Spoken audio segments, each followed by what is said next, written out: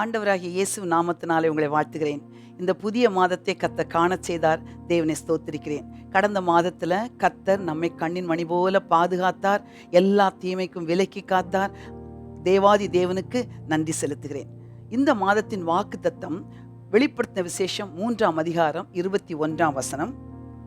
நான் ஜெயம் கொண்டு என் பிதாவினுடைய சிங்காசனத்திலே அவரோடே கூட உட்கார்ந்தது போல ஜெயம் கொள்ளுகிறவன் எவனோ அவனும் என்னுடைய சிங்காசனத்தில் என்னோடே கூட உட்காரும்படிக்கு அருள் செய்வேன். இது ஒரு அற்புதமான வாக்குத்தத்தம். ஜெயம் கொள்கிறவனுக்கு ஆண்டவர் இந்த சபை, இந்த லவோதிக்கா சபைக்கு என்ன சொல்றார் என்றால், நீ ஜெயம் கொண்டா உனக்கு ஒரு காரியத்தை, முக்கியமான காரியத்தை நான் செய்ய போறேன். என்னோடே கூட என் சிங்காசனத்துல நீ அமரும்படி நான் உனக்கு அருள் செய்வேன். இந்த லவோதிக்கா சபையை பார்க்கும்போது ரொம்ப மோசமான நிலைமையில இருந்த சபை. 7 சபைகள்லே இது ரொம்ப மோசமான சபை. ஒவ்வொரு சபைக்கும் கர்த்தர் ஒவ்வொரு வாக்குத்தத்தம். ஒரு சபைக்கு சொல்கிறார் ஆண்டவர், தேவனுடைய பரதீசின் மத்தியில் இருக்கும் ஜீவ விருட்சத்தின் கனியை உனக்கு புசிக்க கொடுப்பேன் நீ ஜெயம் கொண்டால். நீ ஜெயம் பெற்றால் மறைவான மன்னாவை தருவேன் என்று பெர்கமு சபைக்கு சொல்கிறார். லவோதிக்கா சபைக்கு என்ன சொல்ல என்றால், என்னோடே கூட உனக்கு சிங்காசனத்தில் உட்காரும்படி அருள் செய்வேன். பிலதெல்பியா சபைக்கு சொல்கிறார், உன்னை என் தேவனுடைய ஆலயத்தில் தூணாக்குவேன். இப்படிப்பட்ட காரியங்கள்லாம் பார்க்கும்போது இந்த வாக்கு தத்தத்துல தி பெஸ்ட் அப்படின்னா இந்த வாக்கு தத்தம் தான் லவோதிக்கா சபைக்கு. ஆனா அதுல என்ன ஒரு விசேஷம் என்றால், லவோதிக்கா சபையின் நிலைமை ரொம்ப மோசம். ஆண்டவர் சொல்றாரு, நீ அனலும் இல்லாம நீ குளிரும் இல்லாம வெதுவெதுப்பா இருக்கிறபடினால உன்னை என் வாய் நின்று வாந்தி பண்ணி போடுவேன். அப்படி எந்த சபைக்கும் சொல்லலை. ஒன்ஸ் வாந்தி பண்ணிட்டா திருப்பி யாரும் எடுத்து சாப்பிட முடியாது. அவ்வளவுதான், ஒன்ஸ் ஃபார் ஆல். உன் நிலைமை அதுதான். அப்படிப்பட்ட நிலைமையில நீ இருந்தாலும் ஆண்டவர் சொல்றாரு, உனக்கு தருணம் கொடுக்கிறேன். நீ ரொம்ப மோசமான நிலைமையில் இருக்கிற. அது மட்டுமல்ல, எப்படிப்பட்ட நிலைமை, வெதுவெதுப்பான நிலைமை மட்டுமல்ல, நீ பரிதபிக்கப்படக்கூடியவனா இருக்கிற. நீ நிர்பாக்கியம் உள்ளவனா இருக்கிற, தரித்திரனா இருக்கிற, குருடனா இருக்கிற, நிர்வாணியா இருக்கிற. ஆனா உனக்கு ஒண்ணும் தெரியல.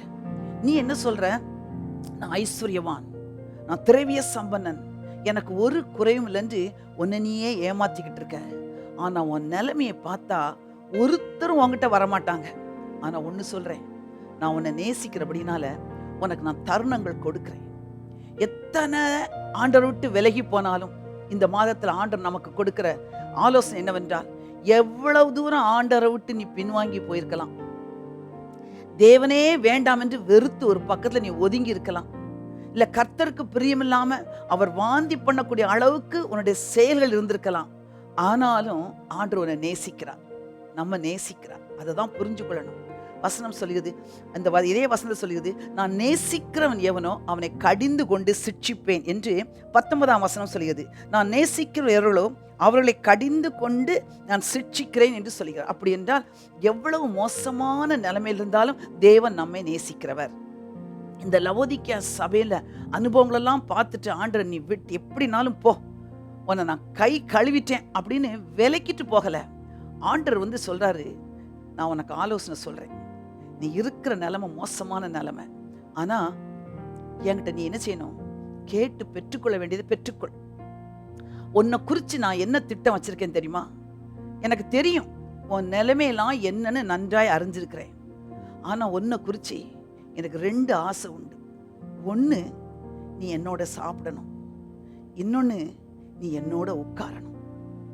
அந்த ஏக்கம் என் உள்ளத்துல இருக்கிறபடினால்தான் நீ வெதுவெதுப்பா இருந்தா கூட நான் உன்னோடு பேசி கொண்டிருக்கிறேன். ஆவியானவர் சபைகளுக்கு சொல்லுகிறதை காதுள்ளவன் கேட்க கடவன். ஆண்டவர் எப்படி பேசுறாரு தெரியுமா? பின்வாங்கி மோசமான நிலைமையில் இருந்த அந்த சபையை பார்த்து சொல்றாரு, 2 ஆசைப்பா. நீ என் கூட என்ன செய்யணும்? சாப்பிடணும். எங்கேயும் போய் சாப்பிடாத, உலகத்துக்கு போகாத, பாதுகாப்பே இல்லை. நீ என் கூட சாப்பிடணும். சாப்பிட்டுட்டு நீ என் கூட இருக்கணும். எங்க இருக்கணும்? நான் எந்த சிங்காசனத்தில் உட்கார்ந்துருக்கேனோ அதே சிங்காசனத்துல நீயும் உட்கார்ந்துருக்கணும். இதுதான் என் வாஞ்சை. அதனால உன்னை குறிச்சு நான் வச்சிருக்க திட்டத்தை நான் நிறைவேற்ற வேண்டும் என்றால் 3 காரியங்கள் நீ செய்யணும். 1, மனம் திரும்பு. வசனம் அப்படிதான் சொல்கிறது. நான் நேசிக்கிறவர்களோ அவளை கடிந்து கொண்டு சிட்சிக்கிறேன். 19வது வசனம். ஆகையால் நீ ஜாக்கிரதையா இருந்து மனம் திரும்பு. முதலாவது நீ மனம் திரும்பணும், உன் மனசு மாறணும். ரெண்டாவது என்னை புசிக்கணும். மூன்றாவது விசுவாசிக்கணும். மனசு மாறணும், புசிக்கணும், விசுவாசிக்கணும். இந்த 3 காரியத்தை நீ செஞ்சா உனக்கு ஒரு பரிசு வச்சிருக்கிறேன். என்னோடு கூட நீ சிங்காசனத்தில் உட்கார்ந்து எனக்கு என்ன அதிகாரமோ, எனக்கு என்ன ஆளுகை, எல்லாவற்றையும் நீ என்ன செய்வ, அனுபவிப்ப, நீ என்ஜாய் பண்ணுவ. அப்படி என்றால் முதலாவது நீ என்ன செய்யணும், மனம் திரும்ப வேண்டும். எந்த நிலைமையில நீ இருக்கிற அதை நினைச்சு உனக்கு உணர்வு வரணும். நீ நினைக்கிற எனக்கு ஒண்ணுமே குறைவுல நினைக்கிற, ஆனா ஒண்ணு தெரியுமா, மனம் திரும்பினாதான் தகப்பன் வீட்டை குறிச்ச எண்ணம் வரும். இளைய மகன் என்ன பண்ணான், பன்றி கூட்டத்துல இருந்தான். அவனுக்கு பசியா இருந்தபோது சாப்பிடறதுக்கு அந்த பன்றின் தவிடு கூட கிடைக்கல. ஆனா ஒண்ணு புரியுமா, நீ எந்த இடத்தில் இருக்க வேண்டியவன், நீ ராஜகுமாரன் அல்லவா, பன்றி கூட்டத்தில் இருக்கிறாயே. உனக்கு எவ்வளவு விதவிதமான உணவு வகைகளை வைத்து நான் காத்திருக்கேன் தெரியுமா. ஆனா நீ பன்றியின் தவிட்டுக்கு ஆசைப்பட்டு இருக்கேப்பா. உன்னை நான் வச்ச நிலைமை, உன்னை அழைத்த நிலைமை, உனக்கு இனி வைக்க போகிற நிலைமை, இதெல்லாம் பார்க்கும்போது நீ இருக்கிற இடத்தை விட்டு நீ எழுந்துச்சு வந்துடணும். அந்த இளைய மகனுக்கு புத்தி தெளிஞ்சது போல உனக்கும் புத்தி தெளிய நான் உதவி செய்வேன். இந்த வார்த்தையை கேட்டுக்கொண்டிருக்க யாரானாலும் சரி, ஒருவேளை தேவனை விட்டு நீங்க பின்வாங்கி போயிருக்கலாம், ஆண்டவரை விட்டு அவருக்கு துரோகம் பண்ணி போயிருக்கலாம். ஆனா நம்பிக்கை இழக்க வேண்டாம். பிசாசு சொல்வான், ஆண்டவருக்கு விரோதமா நீ இந்த பாவம் பண்ணிட்ட, அவ்வளவுதான், உன் கதை முடிஞ்சிச்சுட்டு. ஆனா கர்த்தர் உனக்கு தருணங்களை கொடுக்கிறார். மனம் திரும்பு. புத்தி தெளிந்த போது இளையகுமாரனுக்கு தகப்பன் வீட்டை குறிச்சு நினைவு வந்தது. எதை குறிச்சு நினைவு வந்தது, எங்க அப்பா வீட்டுல வேலைக்காரங்க கூட பூர்த்தியா சாப்பிடுவாங்க, சூப்பரா சாப்பிடுறாங்க. எங்க அப்பாக்கு பிள்ளைனா பன்றி கூட்டத்துல அந்த பன்றி தவிடு கூட எனக்கு கொடுக்க யாரும் இல்லை. அப்படிப்பட்ட நிலைமையில தான் பிசாசு நம்மளை தள்ளி விடுவான். ராஜகுமாரராய் ராஜகுமார்த்திகளாய் கம்பீரமாய் ராஜாதி ராஜாவோடு வலம் வர வேண்டிய நம்ம, அவன் சில உலகத்தின் காரியங்களை குறித்து மயக்கி கண்களை குருடாக்கி, எப்படி சிம்சோன் பராக்கிரமசாலியா இருந்தானோ கண்ணு குருடாக்கின உடனே விலங்க போட்டு மாவரைக்க வச்சது போல அவ்வளவு பெரிய பராக்கிரமன் எல்லாராலும் பரியாசம் பண்ணப்பட்டான். நம்மளையும் கத்த பராக்கிரமசாலியாய், அப்படி ராஜகுமாரனாய் ராஜகுமார்த்தியாய், சகல அதிகாரத்தும் சகல கௌரவம் சகல மதிப்பு, அப்படிப்பட்ட நிலைமை விட்டு பிசாசு அவன் அப்படி ஒதுக்கி தள்ளுனா. எப்படி ஆண்டரை விட்டு பிரிச்சான் என்றால், இந்த உலகத்தினுடைய கவர்ச்சிகளை காண்பித்து, உலக பாரம்பரியங்களை காண்பித்து, பலவிதமான துர் உபதேசங்களை காண்பித்து ஆண்டரை விட்டு பிரிச்சு கொண்டு போனாலும் கர்த்தருடைய கண்கள் நம்ம நோக்கமா இருக்குது, விடவே மாட்டார். நமக்காக ரத்தம் சிந்தினவர். அவர் சொல்றாரு, இன்றைக்கு உனக்கு தருணம் கொடுக்கிறேன், நீ மனம் திரும்பு. பன்றி தவிடு உனக்கு வேண்டாம், ஒரு பெஸ்ட் ஃபுட் நான் ஆயத்தம் பண்ணி வச்சிருக்கிறேன். எதுக்கு தெரியுமா, நம்ம 2 பேரும் சேர்ந்து சாப்பிடணும். அதனால மனம் திரும்பு. 2வது புசி. என்னை புசிக்கிறவன் என்னாலே பிழைப்பான். நான் ஏன் உனக்கு இதெல்லாம் சொல்றேன்னா, நீ என்னை விட்டு தூரம் போனது உண்மைதான். நீ குருடனா இருக்கிற, நிர்வாணியா இருக்கிற, நீ தரித்திரனா இருக்கிற, ஆனாலும் தட்டுகிறேன், கதவை தட்டுறேன். நீ திறந்தா ஒரு திட்டத்தோடு வந்திருக்கிறேன், உன்னோடு போஜனம் பண்ணுவேன், நானும் நீ என்னோடு போஜனம் பண்ணுவேன். அப்படி என்றால் நான் உனக்கு கொடுக்கிற போஜனம் என்ன தெரியுமா, இப்ப நீ ஒழுங்கா புசிச்சா ஒரு நாளும் பன்றி கூட்டத்துக்கு நீ போக முடியாது. பிசாசு உன்னை இழுக்க நினைப்பான். ஆனா நான் உனக்கு கொடுக்கிற போஜனம் அதுதான் உனக்கு பெலன், அதுதான் உனக்கு கேடகம். அதனால்தான் யோவான் எழுதின சுவிசேஷம் 6ஆம் அதிகாரம் 57ஆம் வசனத்துல, ஜீவனுள்ள பிதா என்னை அனுப்பினது போலவும் நான் பிதாவினால் பிழைத்திருக்கிறது போலவும் என்னை புசிக்கிறவனும் என்னாலே பிழைப்பான். ஆண்டவர் சொல்றாரு, பிரியமான பிள்ளையே, நீ இந்த உலகத்தில் உள்ள காரியங்களால பிழைப்பதற்காக உனக்காக ரத்தம் சிந்தல. நீ என்ன புசிச்சு என்னால பலனடைந்து இந்த உலகத்துல ஒரு வெற்றியுள்ள வாழ்க்கை வாழ்வதான் இந்த உலகத்துக்கு நான் வந்தேன். என்னை புசிக்கிறவன் என்னாலே பிழைப்பான். இந்த மே மாதம் ஆண்டவர் சொல்ற வார்த்தை என்னவென்றால், உனக்கு ஜெயம் கிடைக்க வேண்டுமா, முதலாவது மனம் திரும்பு, 2வது என்னை புசி. என்ன புசிப்பது எப்படின்னா, நான் உனக்கு சொன்ன வார்த்தைகளை நீ என்ன தியானிக்கணும், ஒவ்வொரு நாளும் தியானிக்கணும். கர்த்தர் சொன்னாரு, நான் உன்னை விட்டு விலகுவதும் இல்லை, உன்னை கைவிடுவதும் இல்லை. தியானிக்கணும். நான் உன்னை பலப்படுத்தி உனக்கு சகாயம் செய்வேன். தியானிக்கணும். எப்ப பலப்படுத்துவாரு? பிசாசு போராட்டங்கள் நம்ம சூழ்ந்து நெருக்கும் போது நம்மை பலப்படுத்துற ஒருவர் உள்ளே இருக்கிறார். புசிச்சாதான் அந்த வார்த்தையை கொடுப்பாரு. என் சத்துருக்களுக்கு முன்பாக எனக்கு ஒரு பந்தியை ஆயத்தம் பண்ணுகிற தேவன் நீர். வாயை திறந்து சொல்ல முடியும். அவரை புசிச்சாதான் என்னை சுற்றிலும் படை எடுத்து வருகிற 10,000 பேருக்கு நான் பயப்பட மாட்டேன். உம்மாலே மதிலை தாண்டுவேன், உம்மாலே சேனைக்குள் பாய்ந்து செல்வேன். எப்படின்னா, என்னுடைய பலத்தினால முடியாது, உம்முடைய பலம், அது உன்னத பலன், பரலோகத்தின் பலன்.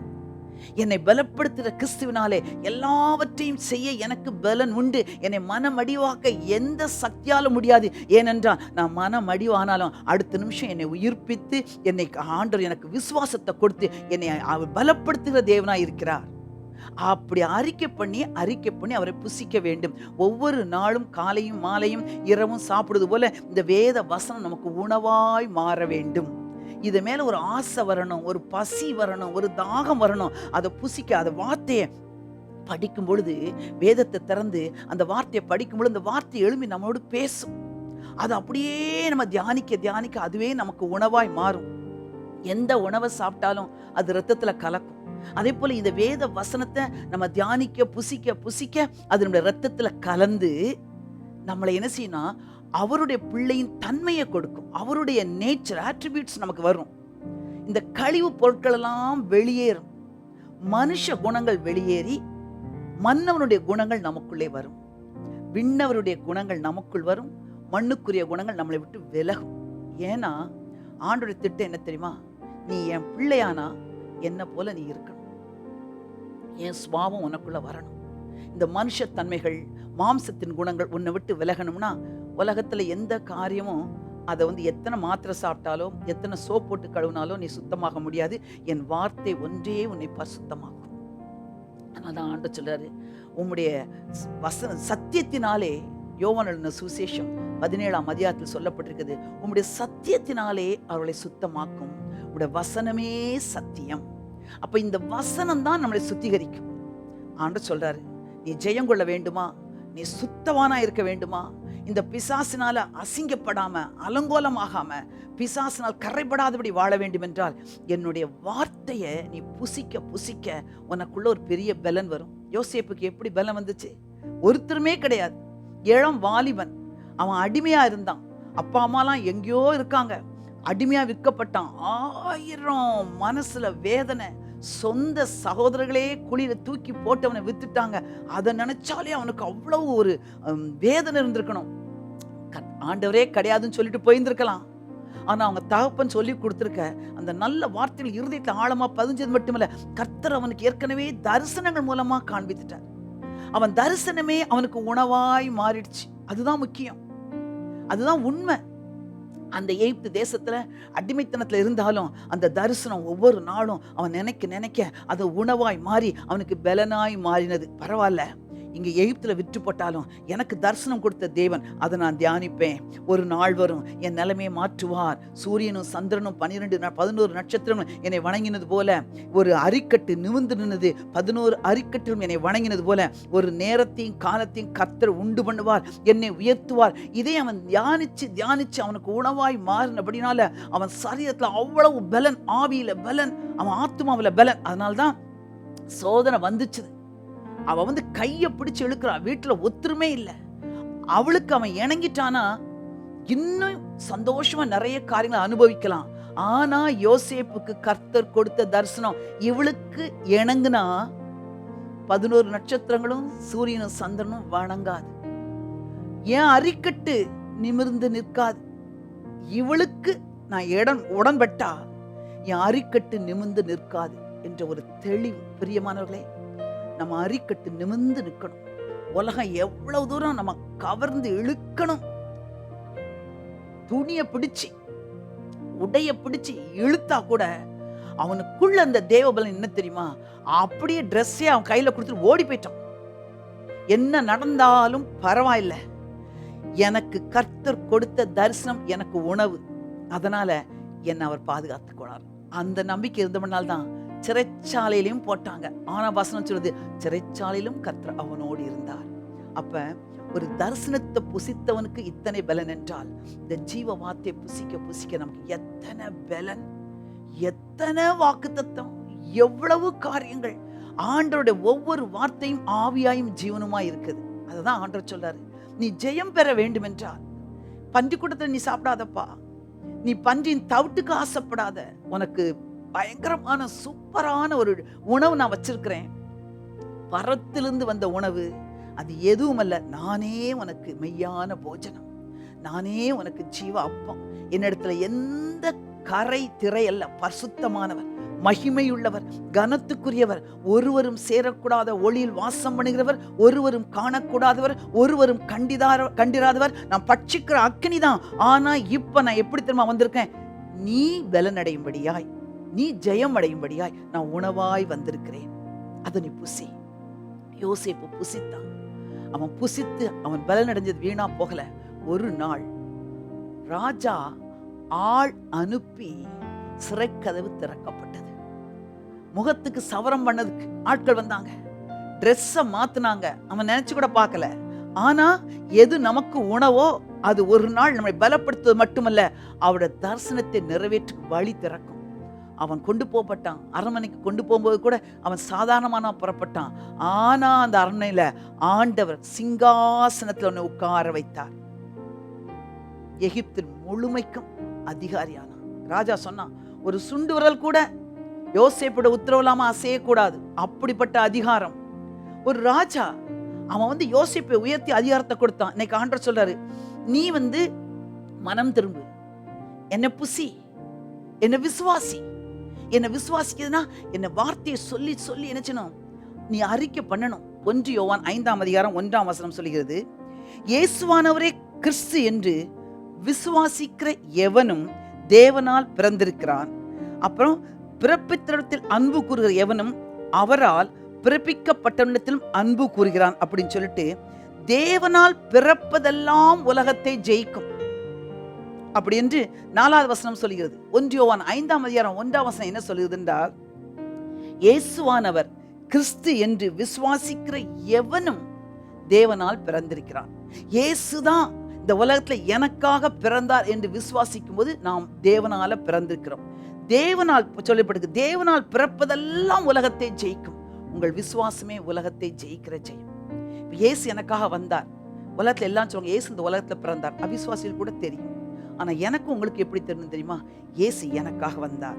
எதற்காக வந்தார்? நான் ஒரு பாவி, என்னை மீட்பதற்காக வந்தார், மரித்தார், உயிரோடு எழுந்தார், எனக்குள்ளே ஜீவிக்கின்றார். அதனை விசுவாசிக்கும் பொழுது தேவனால் பிறப்பது எல்லாமே உலகத்தை ஜெயிக்கும். அப்ப இந்த உலகத்தை நான் ஜெயிக்கணும். உலகம்னா இந்த கண்களின் இச்சை, மாம்சத்தின் இச்சை, ஜீவனத்தின் பெருமை, இதெல்லாம் நான் ஜெயிக்க வேண்டும் என்ற விசுவாசம். உங்கள் விசுவாசமே உலகத்தை ஜெயிக்கிற ஜெயம். நீ மனம் திரும்பு, மனசு மாறு, என்ன புசி, என்ன விசுவாசி, நீ ஜெயம் கொள்வாய். நீ ஜெயம் கொண்டா ஆண்டவர் கொடுக்கிற வாக்குத்தத்தம் என்ன தெரியுமா? 21ஆம் வசனம் சொல்கிறது, நான் ஜெயம் கொண்டு என் பிதாவினுடைய சிங்காசனத்தில் அவரோடே கூட உட்கார்ந்தது போல ஜெயம் கொள்ளுகிறவன் எவனோ அவனும் என்னுடைய சிங்காசனத்தில் என்னோடே கூட உட்காரும்படிக்கு அருள் செய்வேன். ஜஸ்ட் இமேஜின் பண்ணுங்களேன், தேவனுடைய சிங்காசனம் எப்படிப்பட்டது? அது வார்த்தையினால் விவரிக்க முடியாது. பெரிய சிங்காசனத்தில் ராஜாதி ராஜா வீற்றிருக்கிறார். ஆண்டவர் சொல்றாரு, நீ இன்னைக்கு மோசமான நிலைமையில இருந்தாலும் நான் உனக்கு சொல்ற ஆலோசனை கேட்டு நீ மனம் திரும்பி என்ன புசிச்சு என்ன விசுவாசிச்சா உனக்கு இருக்கிற மகிமை என்ன தெரியுமா? நான் உன் கூட சாப்பிடணும், நீ என்னோட சாப்பிடணும், அது மட்டும் இல்ல என்னோட உட்காரணும். உனக்குன்னு ஒரு இடத்தை நான் என்ன செய்ய ஆயத்தப்படுத்தி வச்சிருக்கிறேன். எந்த சிங்காசனம்? நான் ஒரு சிங்காசனம், நீ ஒரு சிங்காசனம், அப்படி இல்லை. நான் எந்த இடத்துல என் சிங்காசனம் இருக்கோ அந்த இடத்துல தான் என் பக்கத்திலே நீ இருக்கணும். அப்படின்னா என்ன? அவரோடு கூட சேர்ந்து நாம் ஆளுகை செய்வோம். அதிகாரத்தை கர்த்தர் நம்ம கையில் கொடுக்கிறார். இந்த உலகத்திலும் பிசாசின் மேல் அதிகாரம், இந்த மாம்சத்தின் மேல் அதிகாரம், இந்த உலகத்தின் மேல் அதிகாரம் கொடுப்பார். வரும் நாட்கள்ல 1000 வருஷம் அரசாட்சி நடக்கும் பொழுது அவர் ராஜாதி ராஜாவாக இருப்பார். ஜெயம் கொள்ளுகிற நாம் அனைவரும் அவருடைய சிங்காசனத்தில் அவரோடு கூட உட்கார்ந்து, அவரோடு கூட, அவர் ராஜாதி ராஜா, நம்மலாம் குட்டி குட்டி ராஜாக்கள், அவரோடு கூட சேர்ந்து ஆளுகை செய்வோம். அதை தான் ஆண்டவர் சொல்றாரு. நீ ஜெயம் கொண்டா உனக்கு ஒரு அருமையான இடம் என்ன தெரியுமா? நீ என் கூடயே இருக்கணும்பா. எனக்கு இந்த போர்ஷனை தியானிக்கும் போது ஆண்டோடைய அன்பை என்னால விவரிக்கவே முடியல. எப்படி இவ்வளவு மோசமா வாந்தி பண்ணி போடுவேன்னு சொல்லக்கூடிய அளவுக்கு மோசமா இருக்கிற ஒரு ஆளை பார்த்து, பாரு வா, உனக்கு ஒண்ணு சொல்றேன், எனக்கு 2 ஆசை தெரியுமா? என்ன ஆசை அப்படின்னு திமிராதான் பேசுவாங்க.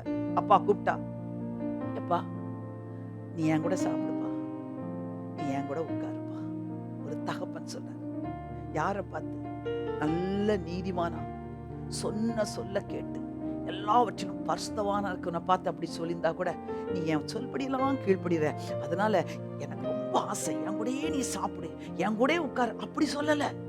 தூரம் போயிட்ட, பன்றி கூட்டத்துக்கும் போயிட்ட, என்னை விட்டு விலகி எங்கேயோ போயிட்ட, உன்னை பார்த்தா வாந்தி பண்ணக்கூடிய நிலைமையில் இருக்கிற, ஆனாலும் நான் சொல்ற ஆலோசனை நீ ஏற்றுக்கிட்டா நீ என் கூட சாப்பிடணும், என் கூட உட்காரணும். பிரியமானவர்களே, இந்த மாதத்துல ஆண்டவரோடு உட்கார்ந்து அவருடைய பிரசனத்தை அனுபவிக்க கர்த்தர் நமக்கு அனுக்கிரகம் பண்ணுவாராக. அவரோடு கூட இருந்து அவர் எப்படி பிசாசு மேல, மாம்சத்தின் மேல, உலகத்தின் மேல் அதிகாரம் எடுத்து ஜெயித்தாரோ, கர்த்தர் அப்படி நம் ஒவ்வொருவருக்கும் ஜெயிக்க உதவி செய்வார். உன் குடும்ப சூழ்நிலையை பார்த்து நீ சோர்ந்து போகாத. எப்படி இப்படி ஒரு காரியம், எனக்கும் என் கணவனுக்கு ஒரு பிரிவு வந்தது என்று நீ திகைச்சு நிற்காத. நீ ஒன்றை மட்டும் புரிஞ்சுக்கொள், ஜெயம் கொடுக்கிறவர். இத்திடன்கள், உலகத்தில் உங்களுக்கு உபத்திரம் உண்டு. யோவான் 16:33 சொல்லுகிறது, உலகத்தில் உங்களுக்கு உபத்திரம் உண்டு, ஆனாலும் திடன் கொள்ளுங்கள், உலகத்தை நான் ஜெயித்தேன். நான் ஜெயிக்கிறவராய் உனக்குள்ள இருக்கிறேன். உன்னையும் ஜெயிக்க வச்சு என்னோடு உட்கார வைப்பேன். அதனால் இருக்கிற சூழ்நிலையை பார்த்து சோர்ந்து போகாத. பிள்ளைகள் எனக்கு கீழ்ப்படியிலையே, பிள்ளைகள் என்னை கவனிக்கலையே என்று சோர்ந்து போகாதீங்க. எனக்கு வர வேண்டிய பணம் வரல, நான் கடன்ல இருக்கிறேன், என்னோட குடும்பத்தை நான் ஏமாத்திட்டாங்க, மற்றவங்க என் சொத்தை ஏமாத்திட்டாங்க, எனக்கு ஒண்ணுமே இல்லை, எல்லாம் தோல்வி அடைஞ்சிட்டேன் அப்படின்னு பிசாசு உன் மனசுல ஒரு இருளை கொண்டு சோர்வடைய வச்சிருக்கிறான். ஆனா இந்த வேளையில ஆவியானவர் சொல்ற, நீ எழும்பு, நீ உயிர்ப்பிக்கப்படு, நீ சோர்ந்து போகாத. உன்னை என் இருதயத்துல நான் வைத்திருக்கபடினால, உலகத்துல எத்தனை பேர் தந்திரங்களால உன்னை எல்லாவற்றையும் பறிக்க நினைச்சாலும் உனக்காக வழக்காடுபவர், ஜெயம் கொடுப்பவர் நான் உன்னோடு இருக்கேன், கவலைப்படாத. இந்த மாதத்துல கர்த்தருடைய ஆசீர்வாதத்தையும் கர்த்தருடைய சமாதானத்தையும் நிச்சயமா உன்னால் அனுபவிக்க முடியும். கண்டிஷன், மனம் திரும்பு, மனசு மாறு, என்ன புசி, என்ன விசுவாசி.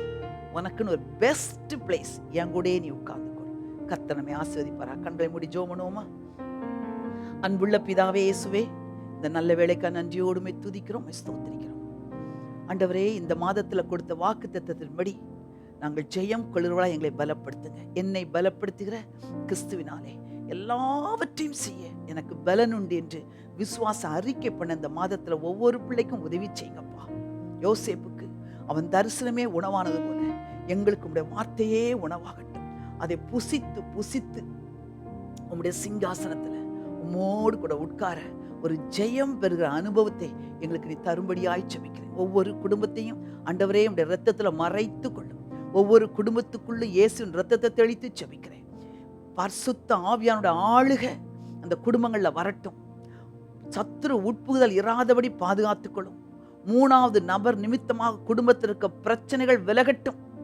மற்றவர்கள் ஏமாற்ற நிமித்தமாக இருக்கிற எல்லா ஏமாற்றங்களும் ஏக்கங்களும் விலகட்டும். எதை இழந்து போனார்களோ ஜெயமாய் பெற்றுக் கொள்வார்களாக. எந்த ஒரு காரியம் குடும்பத்துல பிளவை உண்டு பண்ணிச்சதோ அது விலகுவதாக. என் தேவனாகிய கர்த்தருடைய ஜீவனுள்ள வார்த்தை ஒவ்வொரு குடும்பத்திலும் ஜெயம் கொள்ளுகிறவன் எவனோ அவனுக்கு என்னுடைய சிங்காசனத்தில் உட்கார முடிய அருள் செய்வேன் என்ற வார்த்தை கடந்து செல்லட்டும். ஜெயிக்கிறவர்களாய் மாற்றுங்க. ஜெயம் கொடுக்கிற தேவன் கூட இருப்பதற்காய் ஸ்தோத்திரம். இந்த மாதத்துல அநேக காரியங்கள் நாங்கள் வெற்றி கொள்ள போகிறோம். ஆண்டவரே, சாத்தானை காலியங்களை மிதிக்க போகிறோம். சத்துரு எங்களை மேற்கொள்ள முடியாது. தேவாதி தேவனுடைய பிரசன்னமும் உம்முடைய ஆளுகையும் எங்கள் மேல் இருப்பதற்காய் நன்றி. தொடர்ந்து வழி நடத்தும், ஆசீர்வதியும். இயேசுவின் இனிய நாமத்தில் ஜெபிக்கிறேன் எங்கள் நல்ல பிதாவே, ஆமென். God bless you.